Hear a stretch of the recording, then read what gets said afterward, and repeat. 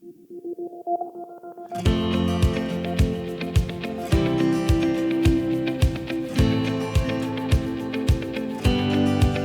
and good morning, everyone. I want to welcome you to the 2025 Dig Safe Awareness Breakfast and Safety Presentation.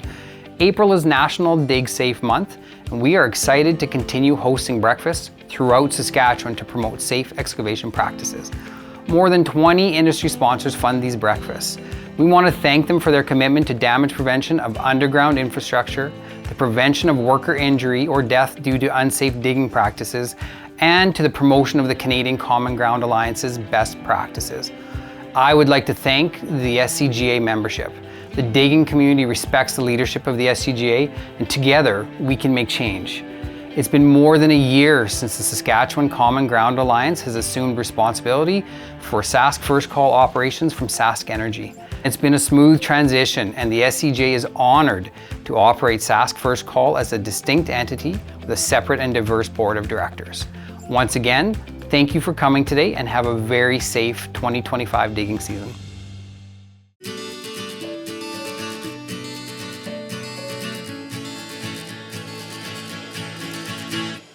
Directional drilling is oftentimes used when excavating or trenching is considered not possible or practical. There could be areas of fresh landscaping, sensitive areas that we're not able to get to with other equipment.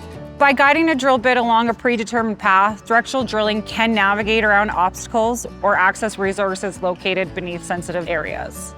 So we can guide that bit from side to side, up or down, to avoid any utility hits. First thing you have to do is you have to make sure that all permits are in place with whoever you're working for, that you know what's in the ground, and call First Call.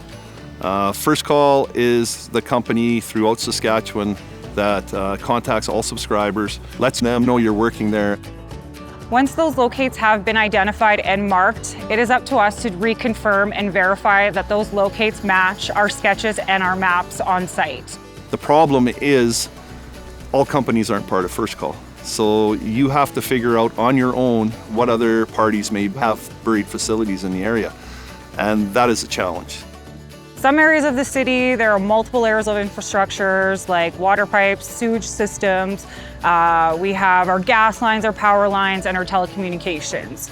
Records may be outdated or just incomplete. We're also having to worry about those ground conditions shifting over time. So some utilities might be shallow while others are deeper. We look for obvious things that could give you a hint that there's other utilities. You look at the poles, you look for lines coming down poles that don't have paint on them. You're looking for sunken trenches where possibly somebody could have dug something in the past. You can also go to the RM office and ask them, say, hey, what utilities do you have on the ground? Once that happens, then we have our hydrovac that comes out on site. We daylight those holes. So we do daylight crossings, or you could hand expose with a shovel. And until those locates have been daylighted or exposed, it is only then we start drilling. You're relying on so many different people to do their job properly.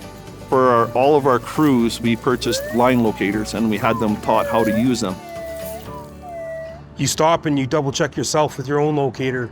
There's a lot of utilities in the ground, a lot of abandoned stuff, and it's tough sometimes to figure out which is which. Well, we were hydrovacing and looking for a gas line, and we exposed 15 meters of the area where this gas line was supposed to be. Still couldn't find it. We were down 11, 12 feet. Still couldn't find it. The owner of the line gave us the go-ahead to drill. We poked into the bank and we found it. It was only 4 feet deep. It started hissing really loud, like a jet went off. Everyone went running, and we secured the area until the owner of the facility got there to shut the gas line off. It could have been bad. No one got hurt that time. You hit something and you have downtime. We contacted at 11 o'clock and we didn't get out of there till almost 4 o'clock. Keep exposing, don't stop looking for it. I've been at a company actually in Alberta. We hit a 4-inch high pressure gas line and they had to evacuate the town. Now, nobody got hurt, there was no explosion or anything, but it could have been bad. Depending on what you're working around and what you contact, there's different procedures for evacuating that area or getting to a point where you can make it safe. The next step is contact that facility. And depending on how bad it is, it might result in a 911 call or emergency services. We never hit lines because we want to, and it's not necessarily one person's fault or another. But when there is a line contact, you're considered guilty until you can prove your innocence. You have to take all measures possible to make sure that you've done your due diligence to find everything you can. The costs of hitting lines, of people getting injured, is so high, you can literally bankrupt a company just by working unsafe.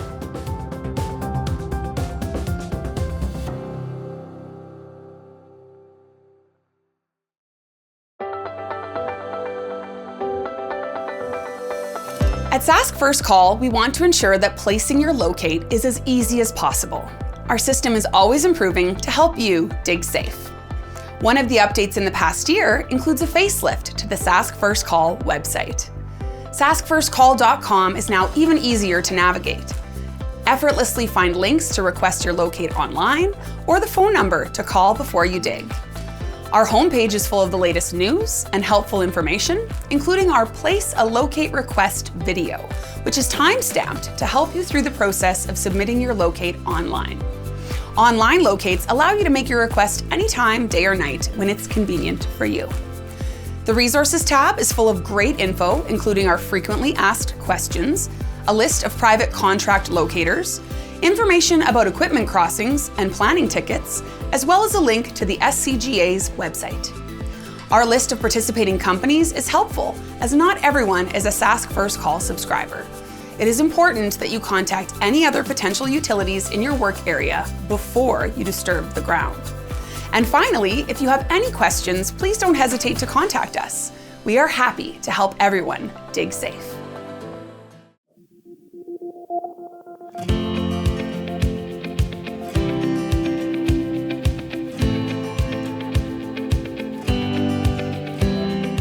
You want to keep the integrity of the pipe, and that depth of cover over a pipe is very important.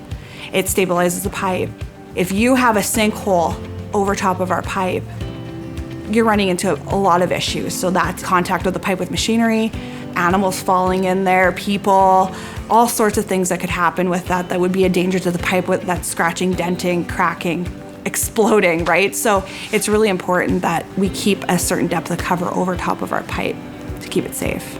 We see a rise in sinkholes or excavation settling typically in the spring or after a big rain event or something like that. We'll get a lot more customer calls that we have to go and address holes that we've worked on throughout the winter.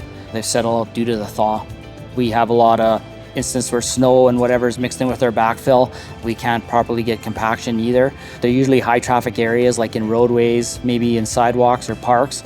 So if they do settle out, there's a chance of people walking, maybe tripping or stumbling in the holes. And we've had instances where people have sprained ankles or broken limbs, unfortunately. Also, back alleys where a lot of our gas mains are, we do most of our digging there to get the gas turned off so we can address our issue or our construction.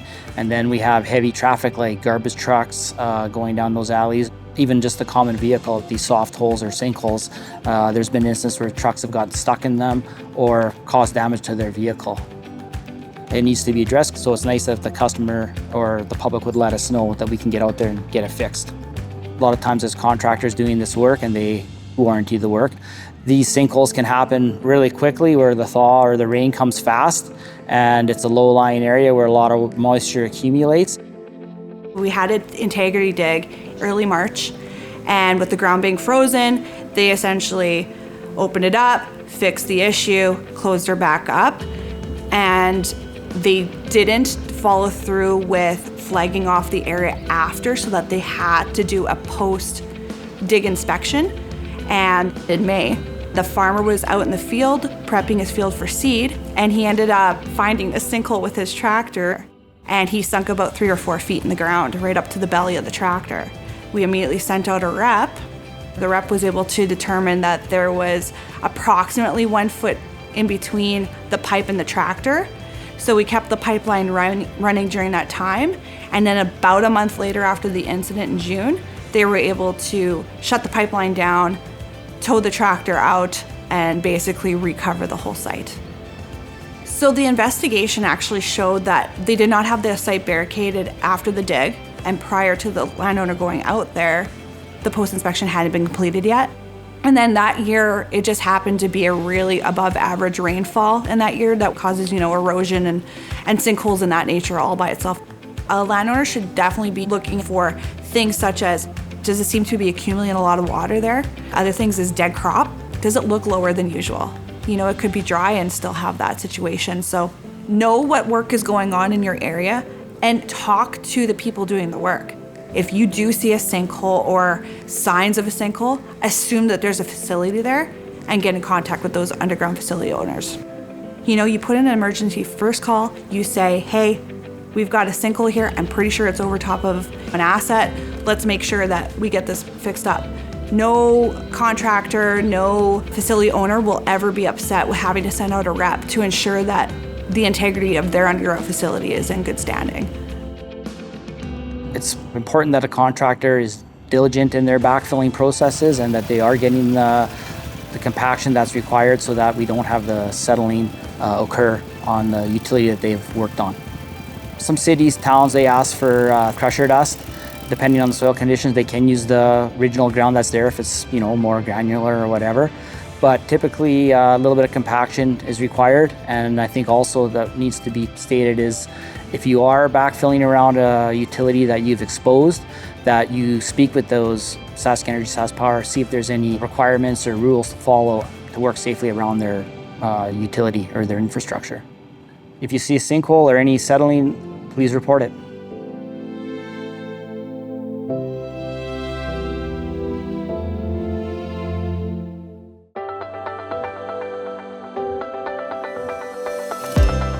Have you ever entered a locate request and not received one in return?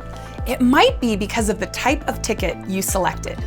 If you select a planning and design ticket, you will not receive a physical locate at the work area you map out. Why? It's because these planning and design tickets are used during the beginning stages of a project, where you request the utility information in a proposed work area so that you can create plans or architectural drawings for an upcoming project. They are not to be selected if you're going to be excavating. That requires a physical locate, so be sure to select the project type of ticket. If you're excavating and aren't sure of the type of ticket you should select, please utilize the live chat button and we'll be happy to help. Just a reminder, once you select the proper ticket and submit your locate request, it is important that you contact any other potential utilities in your area. This is because not everyone is a Sask First Call subscriber, and these non-subscribers also need to be notified.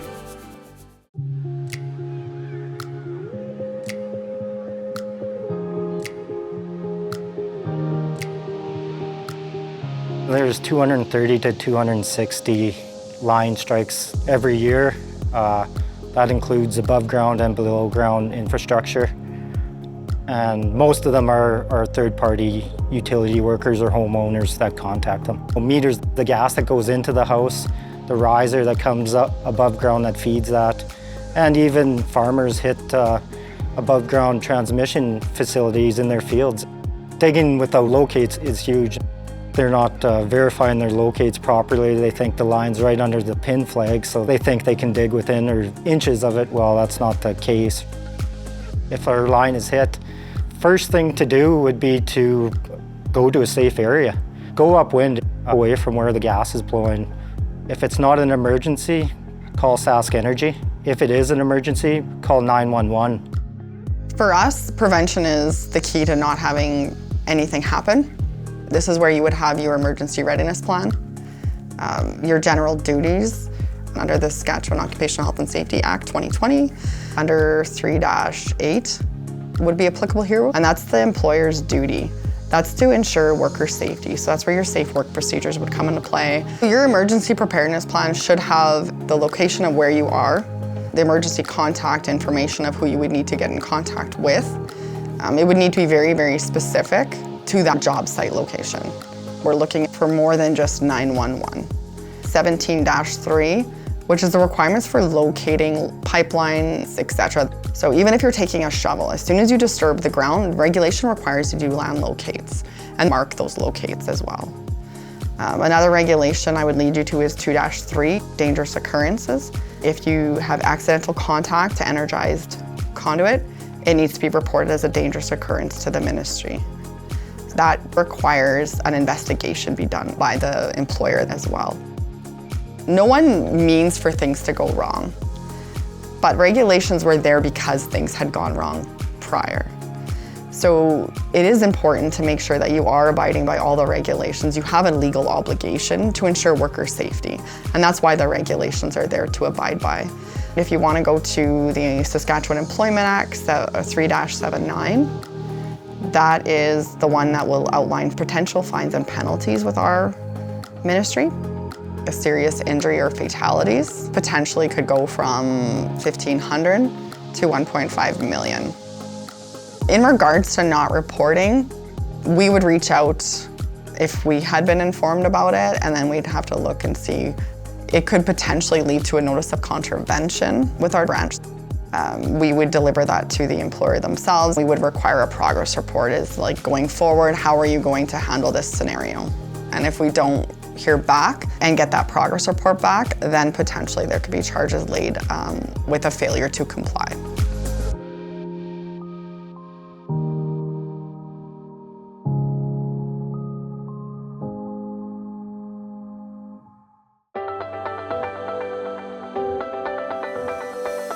If you're placing a locate request for a large area, we recommend 2 things. First, ensure that you select your job start date as close as possible to the date that you will disturb the ground. This ensures that you can complete your work before locates expire or are potentially compromised. Second, use the continue ticket function to divide your project into sections that are 5 kilometers in length or less. This function is easy to use and allows you to duplicate your most recent request, showing the previously drawn work area in gray. In doing so, you help ensure that locates are completed in a more efficient, timely manner, and you can begin your work without delay. Once you've submitted all your tickets, it's important that you contact any other potential utilities in your area, as not everyone is a Sask First Call subscriber. Our frequently asked questions tab at saskfirstcall.com has more information, or watch our Placing a Locate Request video. You can also utilize the live chat feature on the Before You Dig Partners site. Don't be afraid to ask. Our goal is to help everyone dig safe. Rewatch these videos and many more by going to scga.ca and clicking on the YouTube link at the top of the page. Thank you to the following for their time and expertise.